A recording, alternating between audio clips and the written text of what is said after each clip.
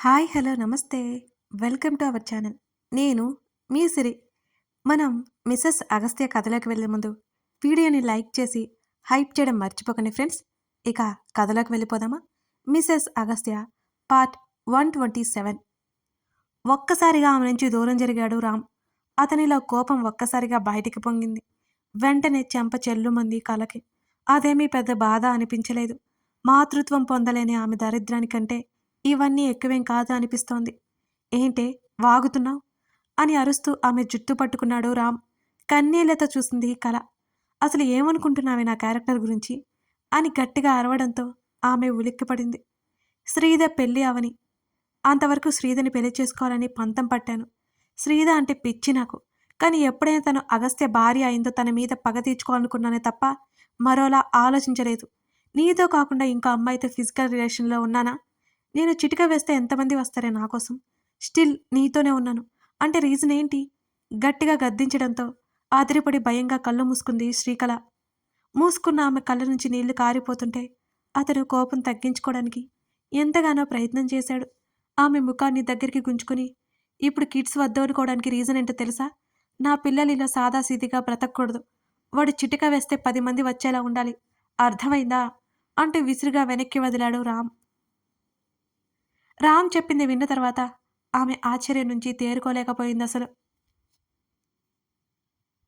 అతను విసురుగా వెళ్ళిపోతుంటే మంచం దిగి అతని చేతిని పట్టుకుంది కల.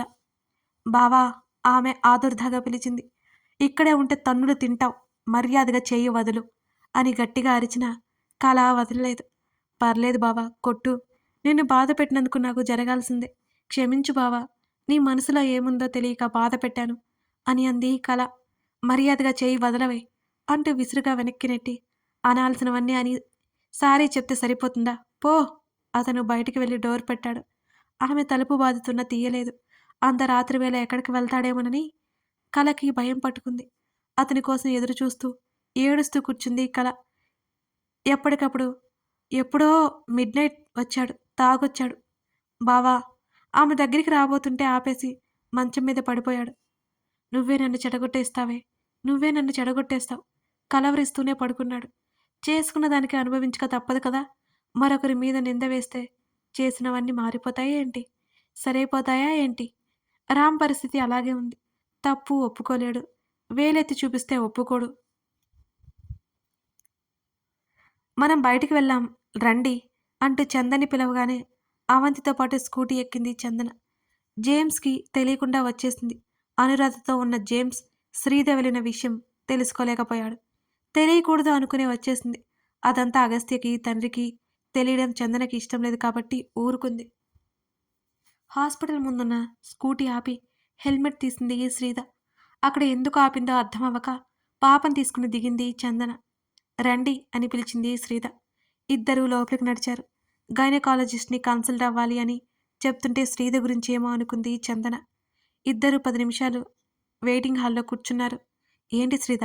విశేషమా? చందన ఉత్సాహంగా అడుగుతోంది. శ్రీధ నవ్వింది. అదేం కాదు. మీక తెలుస్తుందంటున్నా కూతురి మాటల్లో అర్థం బోధపడలేదు. నర్స్ వచ్చి పిలవడంతో ఇద్దరూ లోపలికి నడిచారు. ఇద్దరూ డాక్టర్ ఎదురుగా కుర్చీలో కూర్చున్నారు. శ్రీధ ప్రెగ్నెంట్ అప్పుడు, సర్జరీ అప్పుడు ఆవిడ దగ్గర ట్రీట్మెంట్ చేయించుకుంది. శ్రీధ, ఆవిడ పలకరించుకున్నారు. ప్రాబ్లం ఏంటి శ్రీధ? ఆమె అడిగింది.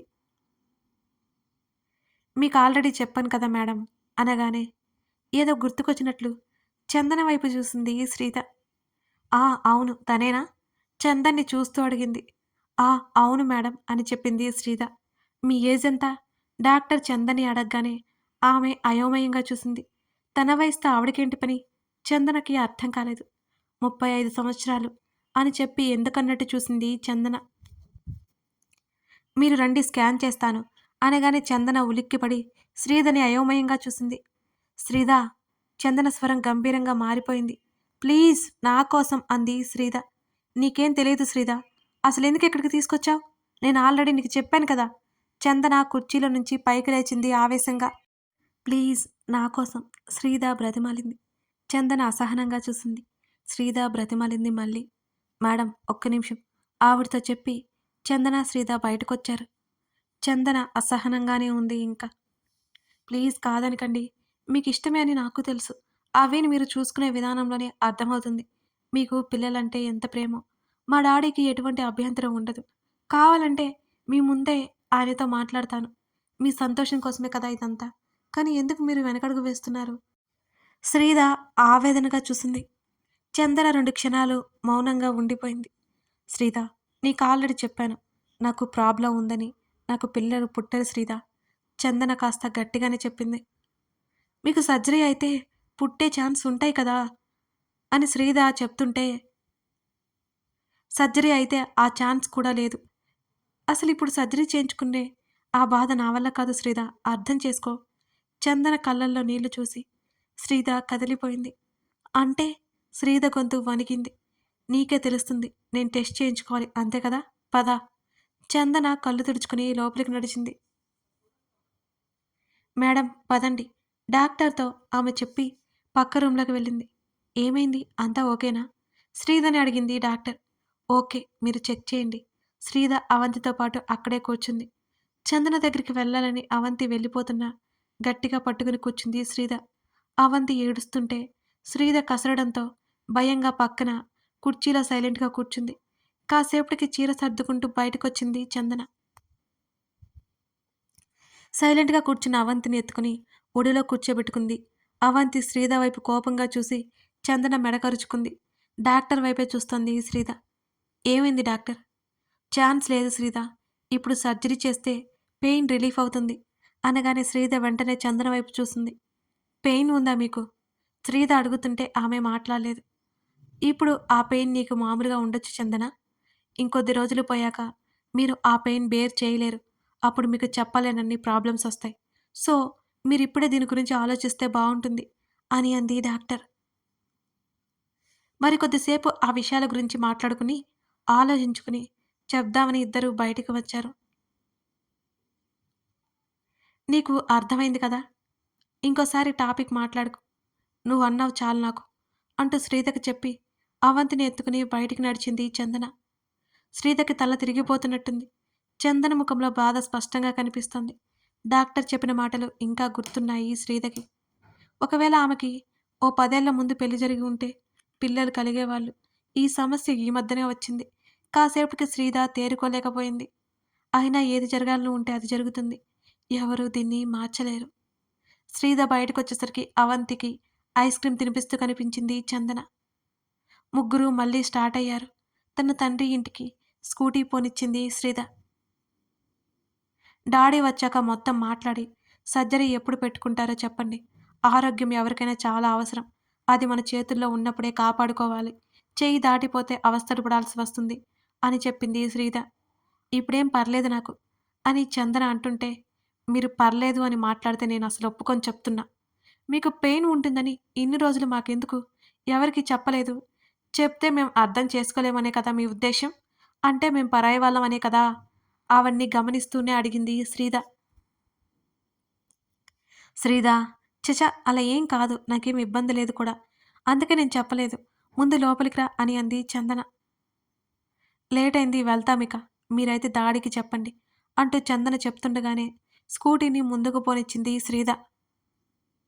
అవంతి గొడవ చేస్తూనే ఉంది. చందన దగ్గరికి వెళ్ళాలని. అలాగే వదిలేస్తే ఇబ్బంది పడుతుందే తప్ప ఎవరి మాట వినదు చందన. అందుకే అలా కాస్త కోపంగా ఉంటే అయినా చందన వింటుందిలే అనేది శ్రీద ఆలోచన. అందుకే అంత కఠినంగా ప్రవర్తిస్తోంది చందన కోసం. మరోవైపు రామ్ బాగా హట్టయినట్టు కలతో మర్నాడు సరిగ్గా మాట్లాడలేదు. ఆమె ఎన్నిసార్లు సారీ చెప్పినా అతను పట్టించుకోలేదు. అతను ఆఫీస్‌కి రెడీ అవుతుంటే అతని కోపానికి దడుచుకున్న ధైర్యం చేసి దగ్గరికి వెళ్ళింది శ్రీకళ. బావా! అతను మాట్లాడలేదు. నేనింకా బాక్స్ పెట్టలేదు బావా అన్నది కళ. అతను చొక్కా బటన్స్ పెట్టుకుంటూనే ఉన్నాడు తప్ప మాట్లాడలేదు. ఆఫీస్‌కి వెళ్తున్నావా? కళ అడిగింది. బావా! అయినా సరే అతను పలకట్లేదు. అతని ల్యాప్‌టాప్ బ్యాగ్ పట్టుకోగానే బావా! ఇవాళ సండే ఆఫీస్ లేదు నీకు. ఆమె మాటలకి ఆగిపోయాడు. ఆమె మీద కోపంతో అవేమీ గుర్తుపెట్టుకోలేదు. బ్యాగ్ పక్కన పెట్టేసి టక్ చేసుకున్నవాడల్లా మొత్తం తీసి పడేశాడు. బావా! మళ్ళీ ఏడుపు మొహంతో పిలిచింది కళ. ఏడిస్తే చంపేస్తా నిన్ను. నువ్వేం అనాల్సినవన్నీ నువ్వే అని నువ్వే ఏడుస్తుంటే చిరాగ్గా ఉంది అని రామ్ విసుక్కున్నాడు. నాకు నీ ఇంటెన్షన్ ఏంటో తెలియదు కదా బావా! అని కళ అంటుంటే, నా మీద నీకున్న నమ్మకం ఏ పాటితో నాకు బాగా అర్థమైంది లేక. ఇక నువ్వు మాట్లాడకు. నాతో ఉండడం ఇష్టం లేదని చెప్పు. ఇప్పుడే నిన్ను పంపించేస్తా. నీకు నచ్చిన చోటుకి వెళ్ళి హాయిగా బ్రతుకు. అన్నాడో లేదో రామ్ చెంప మీద గట్టిగా కొట్టేసింది కళ. శ్రీకళ నుంచి అది ఊహించని రామ్ ఆశ్చర్యంగా ముఖం పెట్టాడు. ఇంకోసారి అలా మాట్లాడవంటే ఏం చేస్తానో నాకే తెలియదు బావ. అసలు ఆ మాట ఎలా అనగలుగుతున్నావు నన్ను? ఏ రోజైనా నేను నిన్ను వదిలిపెట్టిపోయానా? ఎంత కష్టంలో ఉన్నా కూడా నిన్ను వదిలి వెళ్ళలేదు. నువ్వు లేకుండా అసలు బ్రతుకుతానా? నాకు ఎవరూ లేరని నువ్వు ఇలా మాట్లాడుతున్నావు కదూ! అని మళ్ళీ ఏడ్చేస్తూనే చేతుల్లో ముఖం దాచుకుంది కళ. క్షణాల్లో మారిన ఆమె మూడ్ని చూసి అతను నివ్వెరపోయాడు. మెంటల్ దానా! నువ్వే ఏడ్చి నువ్వే కొడుతున్నావంటూ ఆమె రెక్క పట్టుకుని దగ్గరికి లాక్కున్నాడు రామ్. మరి నువ్వు అలా అనడం తప్పు కదా బావా! నాకెవరున్నారు చెప్పు? నువ్వు అందరినీ వదిలేసావు. నాకు ఎవరూ లేరు. మనకంటూ పిల్లలు ఉంటే మనం సంతోషంగా ఉంటామనే కదా ఆశపడ్డాను. అంతే కదా! నీ మీద నమ్మకం లేక ఇంకేదో కాదు. అలా నమ్మకం లేని దాన్ని అయితే ఇన్నేళ్ళు ఎందుకు నీ వెంట ఉంటాను? కనీసం తాళి కూడా కట్టించుకోకుండా నీతో ఎందుకుంటాను? అని ఏడుస్తూ ప్రశ్నించింది కళ. సర్లే ఏడ్చి చిరాకు దొబ్బకు. ఇప్పుడు క్లియర్ అయిపోయింది కదా! అప్పటి వరకు వెయిట్ చెయి అనగానే ఉలిక్కిపడింది శ్రీధర్.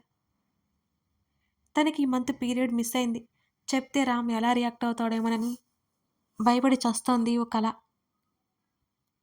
ఏంటే ఇంకా నీ ఆలోచనలు? ఇంకా ఏమైనా అనడానికి ఆలోచిస్తున్నావా?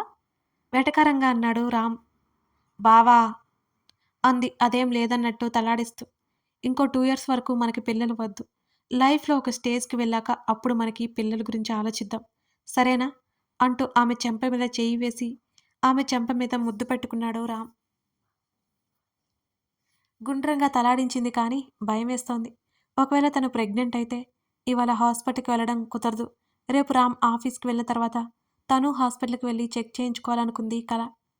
బావా ఆమె మాట్లాడుతుండగానే ఆమె పెదవుల మీద ముద్దు పెట్టుకున్నాడు రామ్. కల మాత్రం భయం భయంగా అతనిని కౌగిలించుకుంది. ఒకవేళ తను ప్రెగ్నెంట్ అయితే అబార్షన్ చేసుకోమంటాడా? రామ్ బిహేవియర్ మీద ఇంకా ఐడియా లేదు కలకే. ఏంటే ఏదో ఆలోచిస్తావు ఎప్పుడు? రాత్రి కూడా నీ వల్ల వేస్ట్ అయిపోయింది అని అంటూ రామ్ విసుక్కున్నాడు. గట్టిగా ఊపిరి పీల్చుకుని అయితే కోపం పోయిందా నా మీద అని అడిగింది కల. పోలేదులే పోగొట్టు అంటూ ఆమెని మంచం మీదకి చేర్చాడు. శ్రీకళ నవ్వింది అతని మాటలకి. ఆమె ఆవేశంలో చెంపదెబ్బ కొట్టిన రామ్ ఊరుకున్నాడంటే అతనిలో కోపమే లేదు. ఇష్టంగా అతని పెదవులకు తన పెదవులు కలిపింది కళ. అతని భారం మీద పడగానే కళ అదిరిపడింది. ఏమైందే? ఆమె నుంచి దూరం జరిగాడు రామ్. ఏం లేదని అడ్డంగా బుర్ర ఊపింది కళ. ఇష్టం లేదా? అతనిలో అసహనం మొదలైంది. అతని ఒడిలో కూర్చొని అతని చుట్టూ చేతులు వేసింది కళ. నువ్వంటే ఎప్పుడు ఇష్టమే బావా. ఆమె మాటలకు రామ్లో చిరాకు ఒక్కసారిగా పోయింది. ఆమెను దగ్గరికి లాక్కుని ఆమె మీద ప్రేమ కురిపించడం మొదలుపెట్టాడు రామ్. టిఫిన్ చేయలేదు నువ్వింకా అతని గుండెల్లో ముఖం దాచుకుంటూ చెప్పింది కళ. నోరు మూసుకోవే. ఇప్పుడు అది ముఖ్యం కాదు. ఆమె వలవలు ఒలిచే పనిలో పడ్డాడు రామ్. విండో మరోసారి చెప్పింది కళ. ఉఫ్ ఆల్రెడీ క్లోజ్డ్ అంటూ ఆమెను వెనక్కి వాల్చి ఆమె మీదకి చేరిపోయాడు రామ్. అతన్ని అలా ఆట పట్టిస్తుంటే నచ్చింది కలకి. అయినా రామ్కి ఇంత ఓపిక ఎప్పుడు వచ్చింది? ఇంత ఓపిగ్గా నచ్చచెప్పడం ఎప్పుడు మొదలుపెట్టాడో తలుచుకుంటేనే ఆశ్చర్యంగా ఉంటుంది కలకి. ఆ పగటి వేళ ఇరు దేహాలు దగ్గరయ్యి స్వేదాన్ని నింపుకున్నాయి.